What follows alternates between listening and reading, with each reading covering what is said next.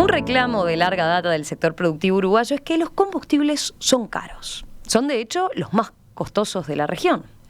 Y es un tema que el gobierno prometió mejorar desde la campaña electoral. Estamos viendo ahora lo que son las primeras señales de por dónde irá el cambio.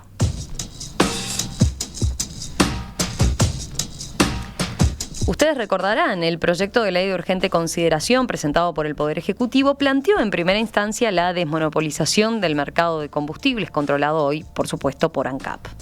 Eso se modificó en el Parlamento. El artículo aprobado, que se acordó en la coalición multicolor, le encomendó al Poder Ejecutivo la presentación ante la Asamblea General de una propuesta de reforma integral del mercado de los combustibles, para lo cual podía conformar un comité de expertos que realizara recomendaciones. El comité se armó en el segundo semestre del 2020 y su informe final se presentó en diciembre pasado. Sus recomendaciones abarcan el precio, los subsidios, los biocombustibles y el supergas. En cuanto al precio, propone que en 3 años se llegue al precio de paridad de importación, un cálculo teórico de cuánto costarían los combustibles si un privado pudiera importarlos. Pocos días atrás, el Ministerio de Industria, Energía y Minería envió al Parlamento un mensaje que incluye este informe. Allí se plantea eliminar la mezcla de biodiesel en el gasoil, generar una nueva regulación para el supergas, que hoy se vende por debajo del costo, y limitar el subsidio al boleto de ómnibus. Ahora estamos en lo que es la etapa en que el tema se discute nuevamente dentro de la coalición y también dentro del Poder Ejecutivo, donde hay distintas posiciones en los ministerios de Industria y de Ambiente. Además, el artículo de la LUC que creó este comité es uno de los que la campaña pro referéndum pretende derogar. Pero mientras se procesa esa discusión, démosle una mirada a los asuntos que están planteados y a los motivos que hay detrás de esta reforma. Para eso es que estamos estamos recibiendo aquí en estudios a el subsecretario de Industria, Energía y Minería, Walter Berry. Berry, ¿qué tal? ¿Cómo le va? Un gusto recibirlo por acá. Muchas gracias, muy buenos días. Es un gusto estar aquí, Romy. Empecemos por algo bien básico. Vayamos a la pregunta de fondo, ¿no? ¿Por qué reformar el mercado de combustibles? Bueno, creo que tú lo has dicho al principio en ese resumen muy preciso que has hecho, porque de alguna manera tenemos un compromiso de intentar bajar el precio de los combustibles en el Uruguay. Es un compromiso de este gobierno de coalición, de todos los que integramos la coalición de este gobierno, que llegamos al mismo con ese compromiso. Y cuando uno hace un compromiso lo tiene que cumplir. Y en ese camino de cumplir ese compromiso de bajar el precio de los combustibles en Uruguay y hacerlos más eficientes a la cadena, es que nos hemos embarcado. Por eso, para algunos le puede parecer largo y tedioso y excesivamente detallista el plan o la hoja de ruta que se ha elaborado desde el Ministerio, que hemos elaborado desde el Ministerio de Industria, pero en definitiva el objetivo es al final de los 3 años más o menos que estimamos, ojalá lo podamos hacer en menos, tampoco estamos cerrados a eso, todos estos cambios, terminar con un sistema mucho menos regulado, más abierto, más competitivo y que vaya en la dirección de bajar los precios de los combustibles y hacer que la gente pueda acceder al mismo más barato, ¿no? Ese de alguna manera es el objetivo y la razón por la cual estamos embarcados en esto. Sí, ahí siempre han destacado el tema de lo que implica, ¿no?, el tener el combustible dentro de los más altos de la región. Estaba mirando ahora los precios que pone SEG Ingeniería, que es la consultora que toma la referencia que habitualmente se cita, ¿no? Uruguay tiene el gasoil más caro, 0,96 centavos de dólar, y la nafta, 1,38, cuando en Chile los precios son, en ese caso, 0,67 para el gasoil y 1,04 para la nafta, y el más barato es Paraguay, 0,65 para el gasoil y 0,87 para la nafta. Ustedes apuntan siempre que hay un problema de competitividad atrás que termina afectando al consumidor uruguayo y a las empresas y a la producción industrial, por ejemplo, ¿no? Bueno, no es lo único, ¿no? No es solamente ANCAP el problema. También tenemos una fuerte carga impositiva. Bueno, de eso vamos a hablar. Entonces. Y algunos subsidios encubiertos y algunas tasas que en realidad todo hace a que el precio se vaya incrementando demasiado y que estemos en esos valores que vi, ese informe de SEG que nos muestra cómo que estamos con el que nos sigue un 30%, un 20 y pico por ciento más caro, ¿no? Hoy, para que tenga una referencia el oyente, ¿no? El precio de la nafta super en Uruguay cuesta 58 pesos con 35 el litro, la premium 60 con 54 y el gasoil 40 pesos con 40. Este último precio no se ajustó en enero y se mantienen cambiados desde 2019. ¿Son precios que no son razonables para la realidad uruguaya, le parece? Son altos y lo ideal es estar alineado con la región y hacia ese objetivo es que hicimos todos estos ajustes que pretendemos llevar adelante. El país difícilmente tenga algún día combustibles fósiles baratos, ¿no? Porque no los produce, hay que entender eso también, ¿no? Eso, también. ¿cómo juega? Somos tomadores de precio y si hoy uno mira los precios del petróleo que sigue subiendo, no es el único, obviamente, los commodities todos, nuestros bienes exportables también están subiendo y eso es muy bueno para el país y todos celebramos ello, bueno, pero también entre ellos sube el petróleo y lo miramos con preocupación. Siempre dependemos, ¿no? Del petróleo y del dólar. Desde el Ministerio de Industria, sí, por supuesto, desde el Ministerio de Industria lo miramos con preocupación. Tenemos ya un barril de petróleo a $60, cuando el precio de referencia de ANCAP estaba en 40, ¿no?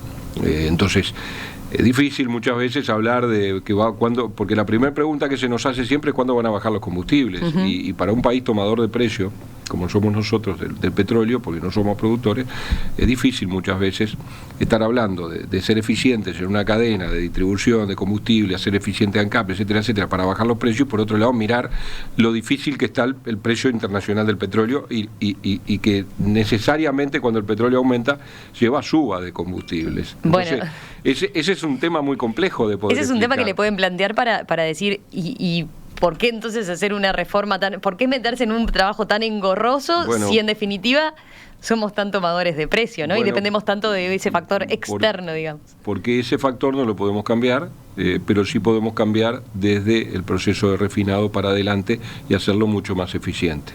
Y de esa forma alinearlos en la manera que podamos con la región. Ese es el gran desafío. Por eso, tratando de ser sintético en la explicación, esto nace con algunos artículos de la LUC que básicamente contenían el fortalecimiento de la URSEA como unidad reguladora para empezar a cumplir las funciones que realmente tiene que cumplir como tal, y la desmonopolización de ANCAP, artículo que ya de antemano se preveía que no iba a tener las mayorías en el Parlamento, cosa que ocurrió.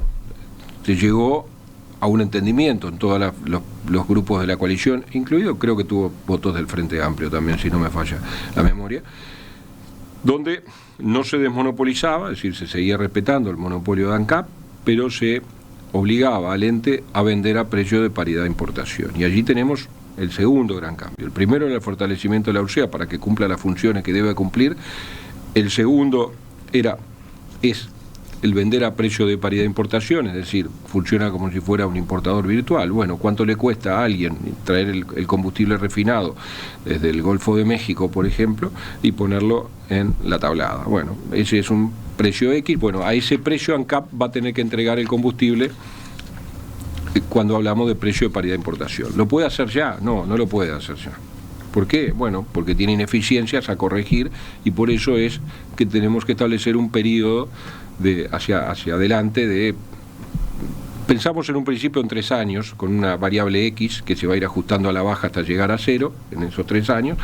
Ojalá se pueda hacer en menos y ANCAP sea eficiente a la hora de corregir sus ineficiencias, valga el juego de palabras, y podamos hacerlo antes. Ese es el gran desafío. Entonces, eso va a llevar a que de alguna manera del monopolio va a seguir en manos de ANCAP, pero vamos a vender al mismo precio que si un importador lo pusiera en el país. Después tenemos... Ahí está la vieja discusión de si refinar o importar, ¿no? Y por qué se justifica o no la refinación local. Hay un número por allí que...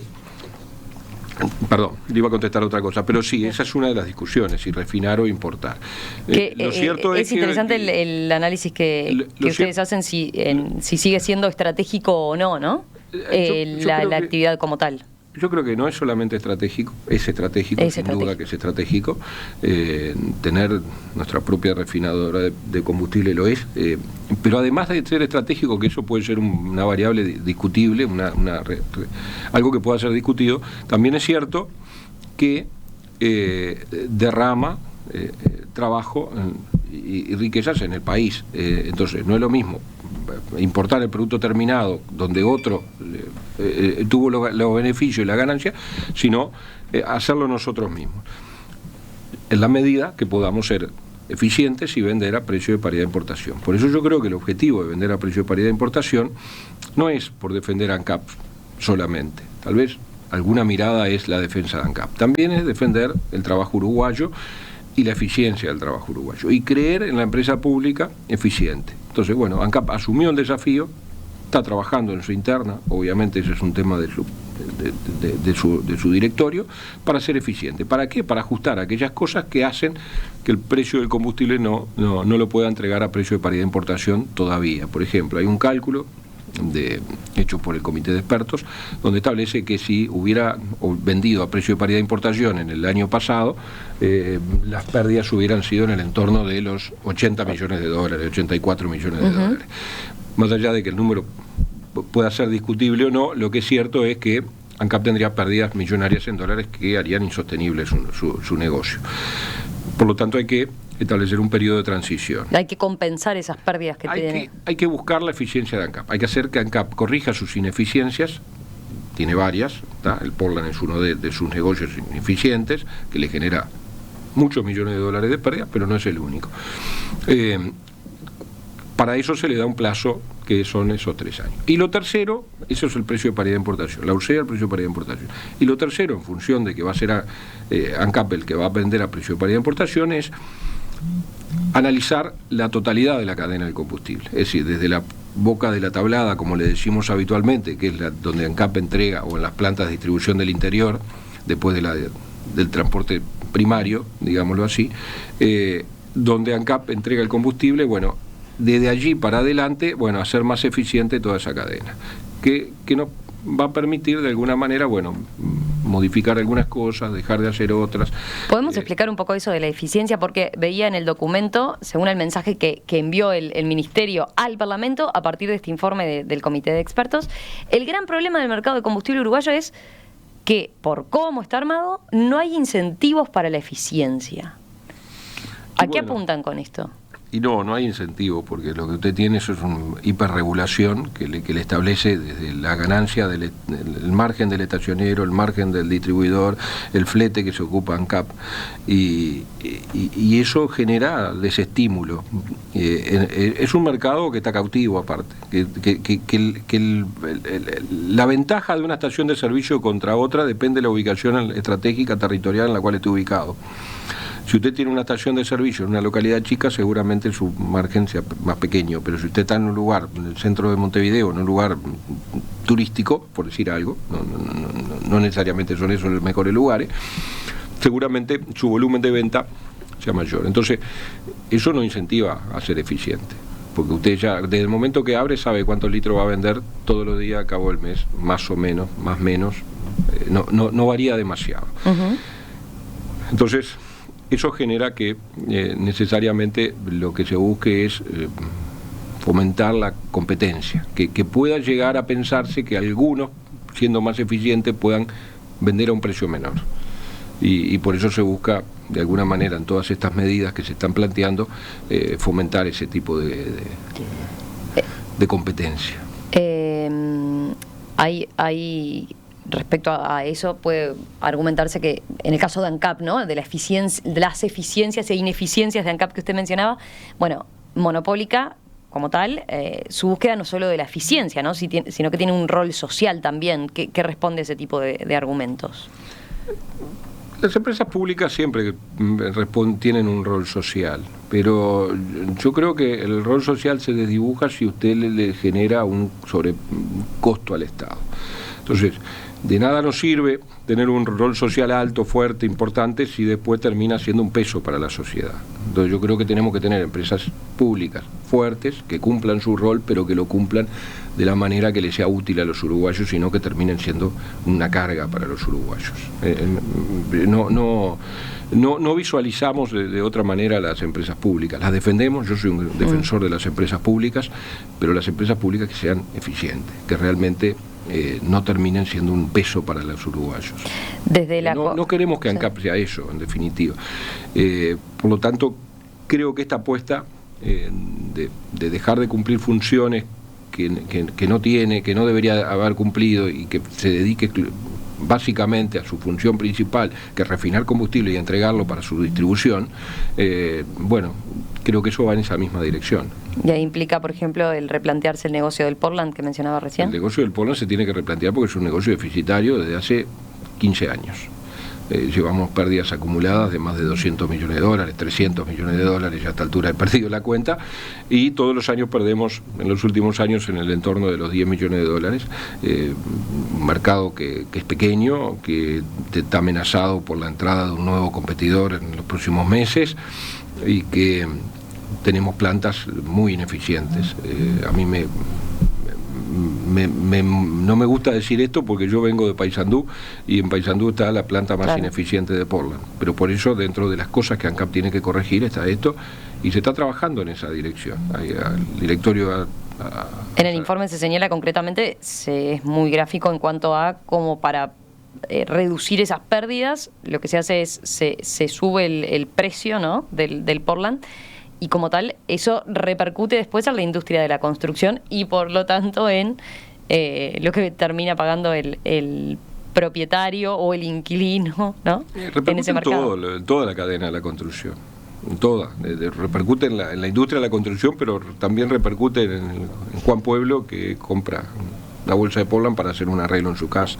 Sin duda que sí, sin dudas que sí. Y eso hay que cambiarlo y no podemos, por más que seamos defensor de la empresa pública, pensar que alguna actividad como la del Portland puede ser sostenida por mucho más tiempo con esos niveles de ineficiencia y de pérdida.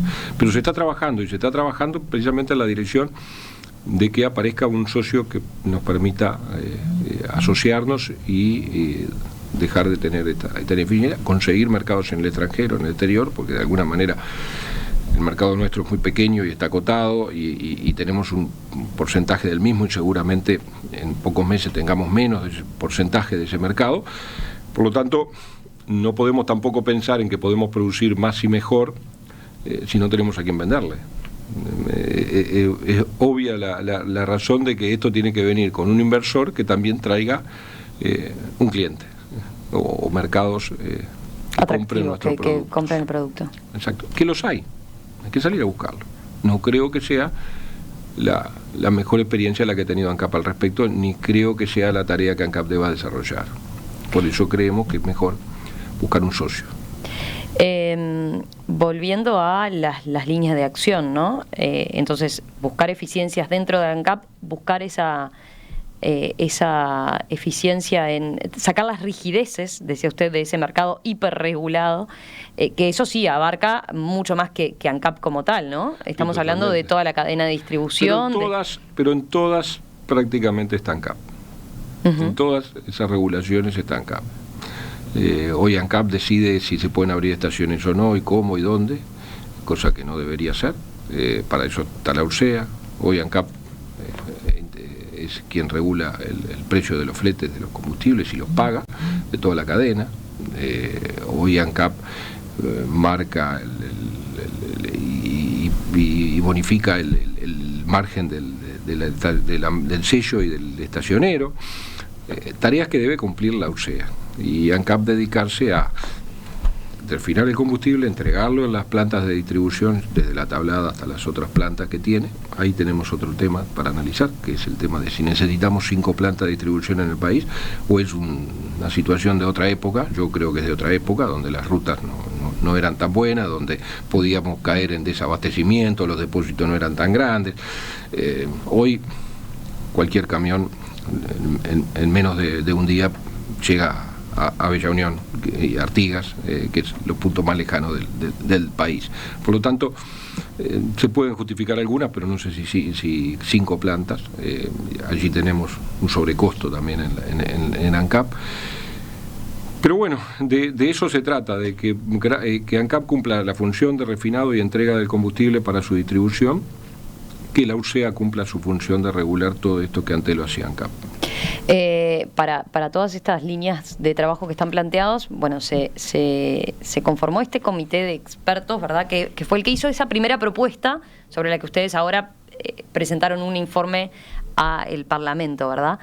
Ese comité de expertos funcionó distinto, digamos, a lo que es el comité, por ejemplo, que tenemos presente para la Comisión para la Reforma de la Seguridad Social, ¿verdad? Se convocó directamente ¿no? Dice. Sí, puede ser. En realidad no sé cómo es el funcionamiento del de la seguridad social. Lo que allí hubo fue un artículo de la LUC que obligó al Poder Ejecutivo, comprometió al Poder Ejecutivo a generar un comité de expertos precisamente para analizar el tercer aspecto de esta reforma. Una era la URSEA, el fortalecimiento de la URSEA, el otro era ANCAP y el PPI.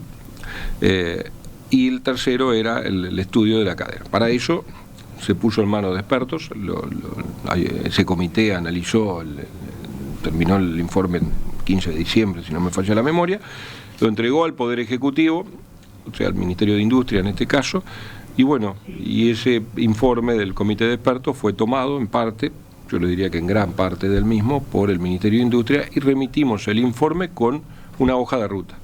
La hoja de ruta es la que hoy estamos analizando aquí. Hay, desde la Comisión Pro Referéndum contra la LUC, por ejemplo, se cuestiona de por qué no hubo nadie de ANCAP en ese comité de expertos. Sí participó la UPP, un referente del Ministerio de Economía, 2 del Ministerio de Industria, y además invitaba a participar a la Unidad Reguladora de Servicios de Energía y Agua, la URSEA, y al Congreso de Intendentes, ¿verdad? Pero desde ANCAP, ¿por qué no estuvo por qué se dejó afuera la propia ANCAP? ¿No son sus técnicos quizás los más idóneos para entender a la empresa? Es probable, pero bueno, esa conformación quedó establecida así, en realidad no tengo la respuesta de por qué no ANCAP. Imagino también que ANCAP es parte del tema y que no debería estar involucrado en un análisis objetivo de su propia situación. Es como que hiciera un informe de sí mismo. Yo creo que no es desacertada la decisión esa. ¿Y qué tan vinculante es el informe de los expertos con lo que ustedes terminan presentando y lo que se va a terminar haciendo? Obligación ninguna, no era vinculante era en el sentido de que, bueno, lo que ellos concluyeron, gran parte de eso nosotros compartimos, lo ajustamos, lo adaptamos a la realidad, a los tiempos, a lo que buscamos. Obviamente que tampoco pensamos que esto tenga unanimidades, porque es difícil lograr las unanimidades. Sí esperamos tener el consenso en el marco de la coalición para poder avanzar con el mismo. Algunas requieren ley, otras no. La gran mayoría de estas modificaciones son por decreto o por exhorto del Poder Ejecutivo a ANCAP o a la URSEA, que es lo que vamos a hacer en estos días. Hacemos una breve pausa y enseguida continuamos conversando con Walter Berry, su secretario de Industria, a propósito de esta reforma integral del mercado de los combustibles que se viene. Esta mañana aquí en Perspectiva estamos conversando de la reforma integral del mercado del combustible que se viene. Esta reforma integral del mercado de los combustibles fue aprobada en la Ley de Urgente Consideración y en estos días se han ido conociendo sus lineamientos generales, primero por un informe de un comité de expertos y luego por un mensaje que envió al Parlamento el Ministerio de Industria. Todavía falta para definir los detalles, pero bueno, de alguna manera ya se pueden ir viendo sus cuestiones de fondo, así que de eso estamos conversando con el subsecretario de Industria, Walter Berry. Berry, hablábamos, bueno, el objetivo es entonces la paridad de importación de aquí a 3 años, ¿verdad? Esa es la hoja de ruta. Esperemos que antes. Esperan que antes tiene... Y bueno, yo quiero ser optimista de que sí. 3 años es un plazo largo. Sabemos que en definitiva lo que estamos tratando es de darle a tiempo a ANCAP para corregir sus ineficiencias, pero yo soy optimista y confío en que la empresa pública va a poder adaptar mucho antes sus costos para poder ser eficiente y poder llegar a ese PPI. La variable es una X que la vamos a ir ajustando, que se va a ir ajustando por parte del Poder Ejecutivo hasta llegar a desaparecer. Ojalá pudiera desaparecer en un plazo menor. Hay varios cuestionamientos a veces al cálculo ese teórico que se hace del precio de paridad de importación. Bueno, ¿no? Eso siempre es discutible, siempre se discute. Y tiene mucho tecnicismo que capaz que si nos metemos en eso... seguramente no lleguemos a ningún acuerdo. Pero quería plantearle por el hecho de que, bueno, desde el pro referéndum contra la LUC, desde la Comisión pro referéndum contra la LUC se señala que con ese, tomando ese parámetro de la paridad de importación, se va a asfixiar a ANCAP. No, eso no es así. ¿Qué responde usted? Eso son frases y eslóganes, frases hechas que se tiran para tratar de conseguir una firma más, una firma menos. Yo creo que al revés, que lo que se está buscando es que ANCAP sea eficiente y pueda seguir cumpliendo el rol para el cual fue creada. Y al revés de asfixiarla. Le estamos dando las herramientas para que sea una empresa pública eficiente y que juegue a favor de la gente. Estaba viendo, concretamente lo que dicen es que el costo teórico de la importación de combustible es irreal y de aplicarse los subvaluados cálculos de PPI de la URSSAF se provocarán pérdidas millonarias en ANCAP que desembocarán en su asfixia económica. Otra muestra, dice, de intento de desestabilización del mercado de los combustibles. No es posible rebajar integralmente los combustibles sin afectar los objetivos sociales del ente o la carga tributaria. Usted dejó de entrever lo de la carga tributaria. ¿Ese puede ser otro de los grandes cambios que se venga? Bueno, está dentro del documento analizar la carga tributaria. Analizar. Sí.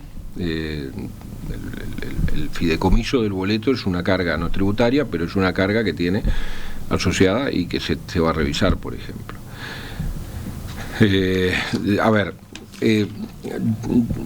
Primero, depende del lado que usted se pare, el argumento que puede decir. Evidentemente que lo que acá se está buscando es captar gente para que firme. La misma gente que firma, que después se queja del precio de los combustibles.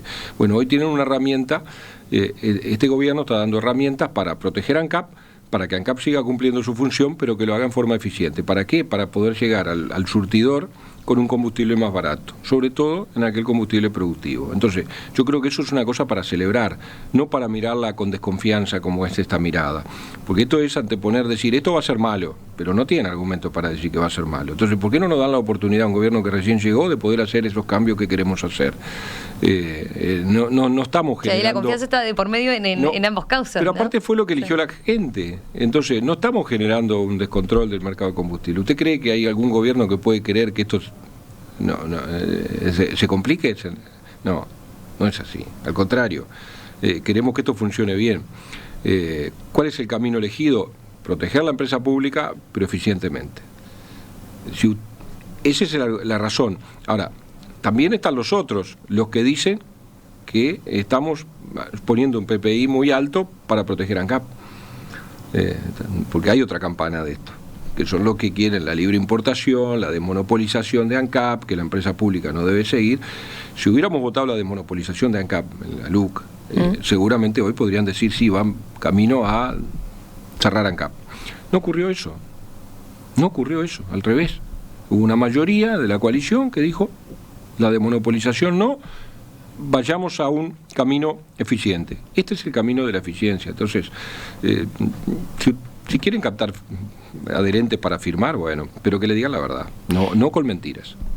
Hablemos en tren de llegar a ese menor precio, ¿no? Una de las recomendaciones tiene que ver, y uno de los aspectos que está planteado, tiene que ver con los biocombustibles, ¿no? Recordemos que por ley, una ley, si no recuerdo mal, del 2007, se estableció por parte de la ley de biocombustibles que ANCAP está obligado a mezclar 5% de biodiesel en el gasoil y 5% de etanol en las naftas. Mínimo, ¿no? Recordemos el que hace el biocombustible es Alur. ¿Por qué se plantea una medida de este tipo como solución para bajar el precio, teniendo en cuenta que en su momento, recordemos, la ley de biocombustibles, todos los partidos la votaron, tuvo un gran apoyo en general, porque se entendía que, bueno, que también estaba dentro de sus objetivos. Obviamente el principal era reducir las emisiones de gases de efecto de invernadero, contribuyendo así al desarrollo sostenible del país, ¿no? Se iba por el lado de un factor ecológico, entre otras cosas, ¿no? Bueno, no hay una única explicación para esto, hay muchas razones. Siempre tiene varias miradas los temas. Hoy el mundo en muchas partes se está discutiendo si son tan eficientes la mezcla de biocombustibles, en función de que para poder lograrlos, para poder elaborarlos, también tenemos emisiones de CO2 y la ecuación no es tan clara. Tan clara. El precio de los insumos para generar también biocombustibles en el mundo también genera que muchas veces sea ineficiente la elaboración de los mismos. En el caso nuestro, Uruguay tiene una ley de biocombustible, tiene acuerdos internacionales de reducción de emisiones de CO2. Uruguay es de los pocos países que está en condiciones de cumplir con el objetivo a largo plazo que nos hemos trazado. De los poquitos países del mundo, creo que hay 11, Uruguay es uno de ellos. La ley de biocombustibles va en esa dirección. Esa ley establece que debemos mezclar etanol en las naftas y biodiesel en el gasoil.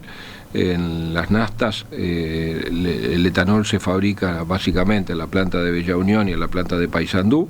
En la de Bella Unión a partir de la caña, en la de Paysandú a partir de granos.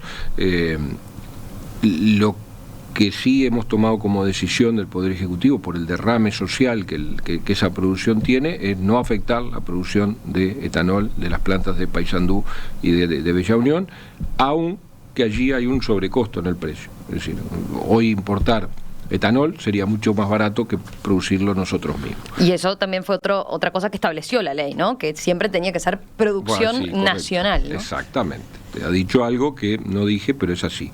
La ley estableció que la producción debía ser por parte de ANCAP.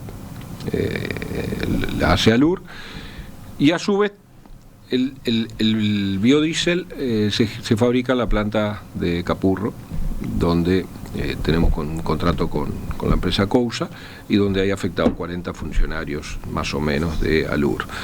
40 funcionarios. ¿Qué puede pasar con esos 40 funcionarios que por estos días estaban planteando justamente su incertidumbre, ¿no? A partir de esto que se va a trabajar. Esta decisión, hay una decisión política de dejar de mezclar con biodiesel, ¿tá? Eso genera 3 escenarios. Un escenario ambiental, que lo podemos hablar, un escenario laboral, que es este que usted consultaba. Lo que se va a hacer con esos funcionarios es redistribuirlo en otras reparticiones de ALUR o de ANCAP, y no van a perder su fuente de trabajo.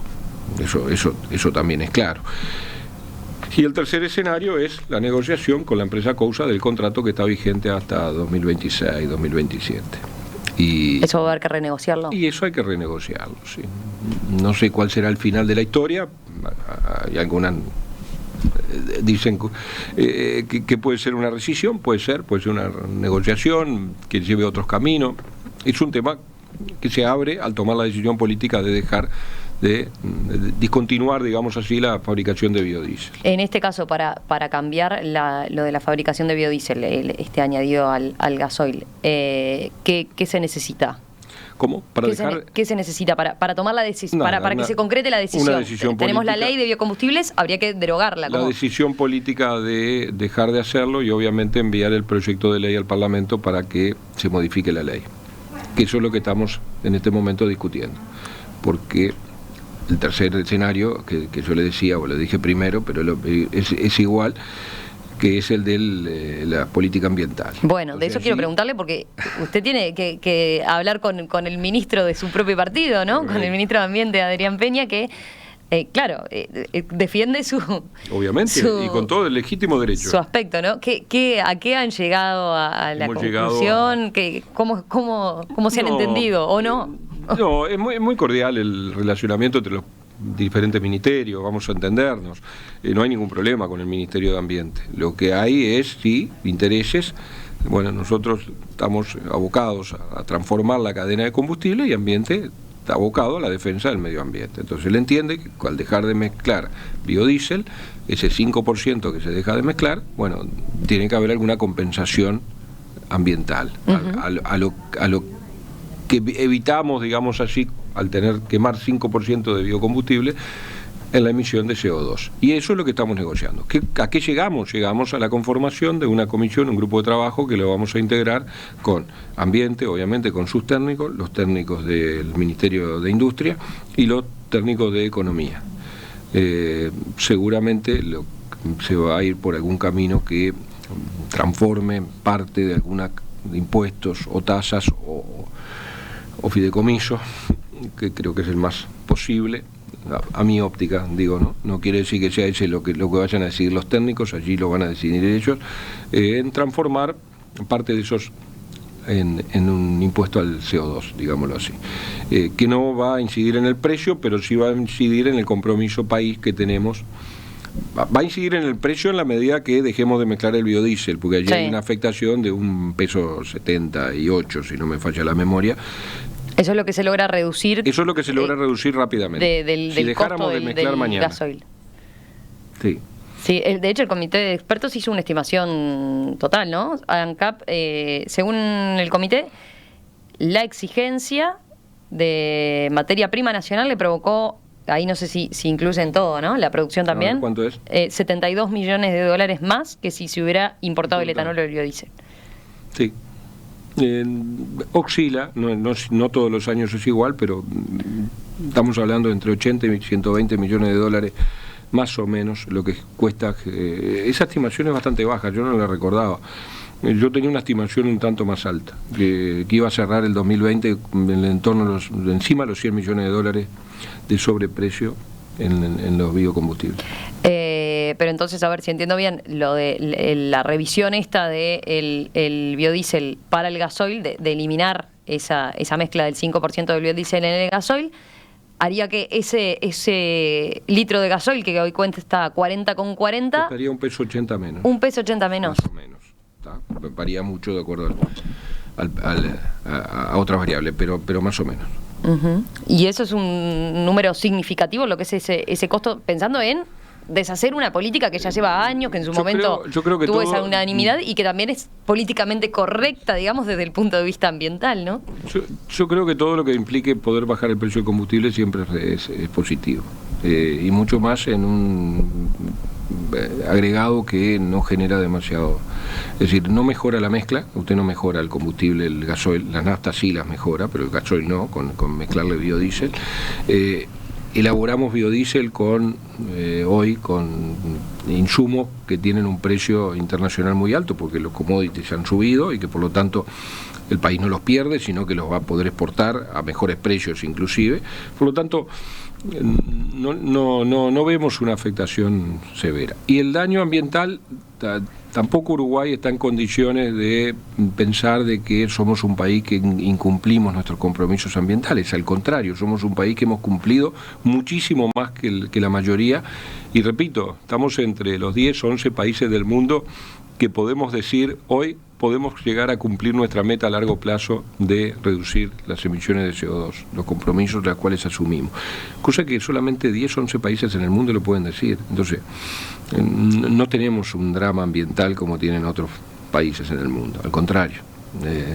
Estamos muy bien, por lo tanto estamos en condiciones de poder hacer las transformaciones, los cambios para poder avanzar en esta dirección que queremos. Ahí entonces habría acuerdo en principio en este aspecto desde la coalición multicolor, en la interna. A ver, yo no lo sé al detalle porque digo eso requiere negociaciones entre los partidos, pero lo que sí le puedo decir es que tanto en el Ministerio de Economía, en el Ministerio de Industria, en el Ministerio de Ambiente hay un clima muy amigable para encontrar una alternativa y poder cumplir con el objetivo de dejar de mezclar los biodiesel. Bien. Ahí entonces, pero como tal el acuerdo, usted decía, es una decisión política, o sea... Pero sí. Obviamente que si usted tiene un acuerdo ambiental y tiene un acuerdo de industria, seguramente los votos estén en el Parlamento para poder hacerlo. Bien. Vayamos a otro de los aspectos, ¿no? Que se plantea modificar con el objetivo de vuelta de reducir el precio. Es el subsidio al boleto, ¿no? Se menciona que este subsidio. Recordemos, es un aspecto que han mencionado en varias ocasiones Úrsula Uruguay, por ejemplo, ¿no? Que ha apuntado varias veces contra ese fideicomiso, lo ha llamado una solidaridad obligatoria, ¿no?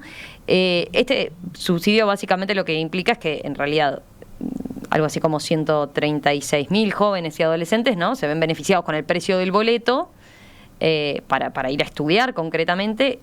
Tengo cifras, pero ya son viejas quizás, de 2018. ¿Y de qué forma impacta esto en el mercado de los combustibles? Bueno, las empresas de transporte colectivo de pasajeros acceden a un precio más barato del gasoil, pero a cambio el precio general, ¿no?, se hace más caro. Según ANCAP, 9% del precio por litro de gasoil corresponde a este fideicomiso. Unos 3,50 pesos aproximadamente. 3,50. El informe del comité de expertos no recomienda eliminar este subsidio, ¿no? Dice, sino buscar un mecanismo más eficiente para subsidiar el boleto. ¿Cuál sería ese mecanismo? A ver, es un tema muy complejo de explicar y de abordar.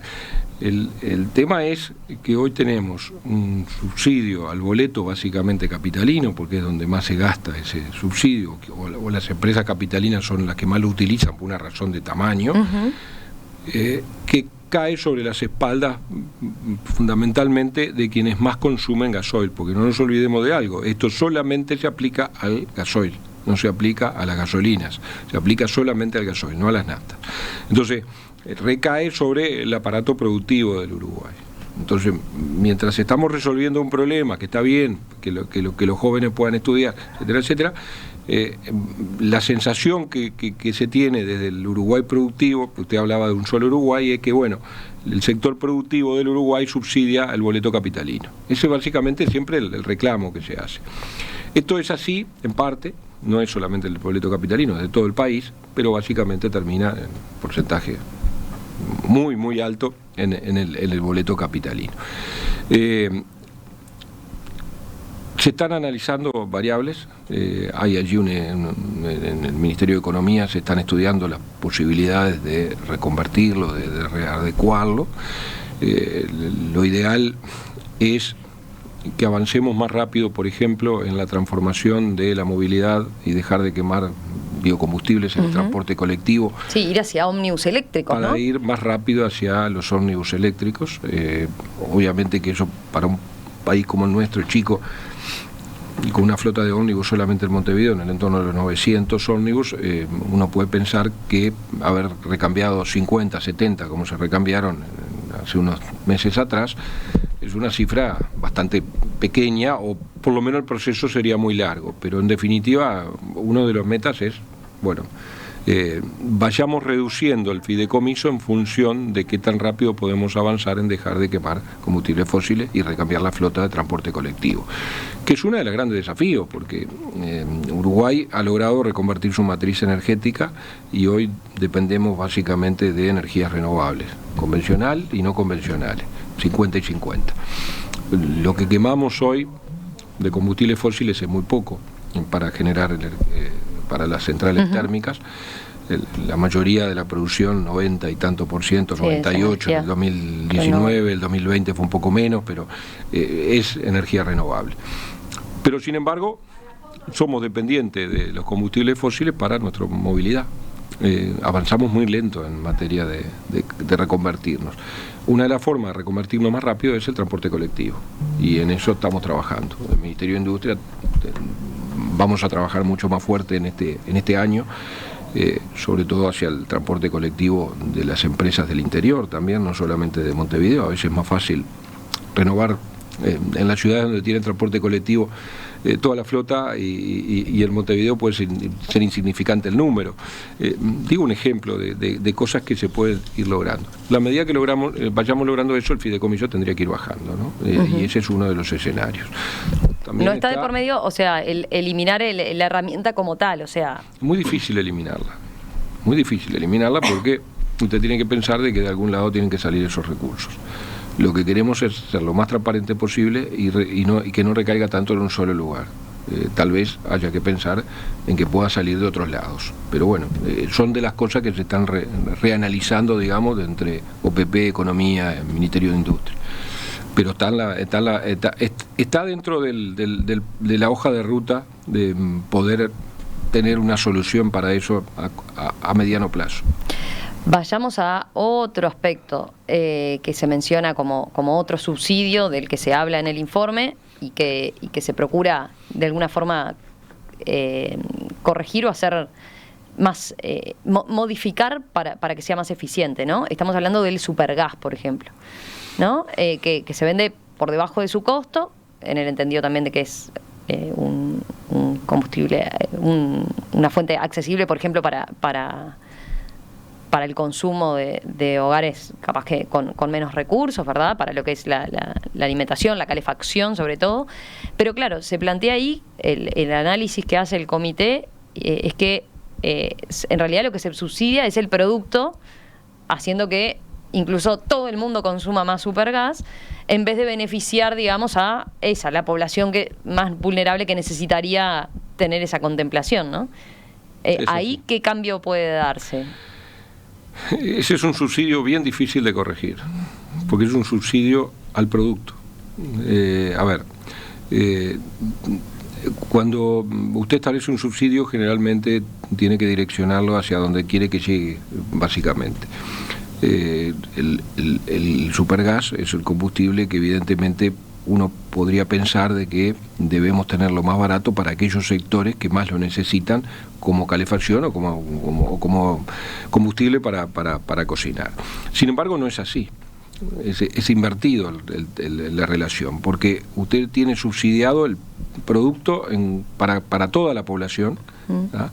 Muchos de ellos están adquiriendo un producto, una garrafa a 200 pesos más barata, más o menos, y no necesitarían ese subsidio. En cambio, quienes necesitarían ese subsidio seguramente están pagando el supergas mucho más caro el kilo, porque están en un mercado informal de la garrafa de 3 kilos, donde pueden comprar fraccionado y donde muchas veces su recarga se hace en condiciones que no son seguras y que además no está regulado su precio. Nadie los controla. Entonces, allí hay un mercado informal de la recarga de la garrafa de 3 kilos, hay algunas que son formales, que tienen una regulación, pero la realidad es esa. Entonces, allí el subsidio no llega, y es donde debería llegar. Ahora, corregir rápidamente algo que está en el producto, en la oferta del precio, ya tiene una quita masivamente, es difícil, pero es parte de lo que pretendemos hacer. Estamos, por otro lado, avanzando en reuniones entre ANCAP, las empresas distribuidoras de gas que tenemos, y viendo cómo podemos transformar eso, bueno, para que en definitiva ese subsidio pese cada vez menos, pero para eso hay que también corregir algunas ineficiencias, o por lo menos algunas cosas que ANCAP tiene, ¿no? ANCAP, no nos olvidemos que ANCAP entrega el producto, tiene una distribuidora propia a través de Duxa, y a su vez tiene una planta de envasado que la arrienda a los dos de los 3 operadores privados, pero a su vez le contrata el servicio para el llenado de sus propias garrafas. Es un tanto difícil de entender, ¿no? Pero es así. Entonces, bueno, así se están analizando ya de hace bastante tiempo cambios en toda esa cadena mini cadena, digámoslo así, para que se entienda, del supergas. Subsecretario de Industria, Walter Berry, creo que ya por lo menos hicimos un primer abordaje de la reforma integral del mercado de combustible. Sobrevolamos todos los temas. Sobrevolamos un poquito, por lo menos. Obviamente esto está comenzando, está dando sus primeros pasos. Después, seguro que a medida que se vayan concretando novedades, vamos a tener oportunidad de hablar específicamente y profundizar, obviamente, en cada uno de estos aspectos que sobrevolamos por lo menos esta mañana. Entonces, yo le aclaro algo para... hay cosas que van a hacer en este año y que le llamamos la etapa 0, etapa de transición, que seguramente en este año tengamos muchos más avances y detalles. Y después hay cosas que conversamos ahora que son de etapas posteriores, digamos, a toda esta hoja de ruta que hemos ahora, en el corto plazo, en esta etapa 0 que dice, ¿qué se puede venir? ¿Qué es lo que tiene que tener presente el oyente? Se va a venir la primer X, la fijación de la primer X sobre el precio de paridad de importación. se van a venir los exhortos del Ministerio de Industria a ANCAP y a la URSEA para hacer determinadas cosas que son necesarias. Por ejemplo, la URSEA deberá establecer las condiciones para ser estacionero, las condiciones para ser un sello distribuidor, las condiciones para ser transportistas. ANCAP va a tener que hacer contratos con las distribuidoras, ANCAP, ¿da? Entre ellas DUCSA, que hoy no tienen y que de hecho están funcionando, y que hay un arbitraje que lo obliga al país a tener esos contratos. ANCAP va a tener que comenzar a corregir sus ineficiencias, y ya lo está haciendo, ya está trabajando, hay algún documento que se está manejando en la interna de ANCAP al respecto. Digo, hay una serie de pasos que se van a ir dando en esta primera etapa para pensar con optimismo que el 1 de enero podamos cambiar la X a la baja. Bien. Volvemos a conversar, ¿le parece? En cualquier momento, entonces. Fantástico, Romina. Que pase bien y gracias. Gracias a ti.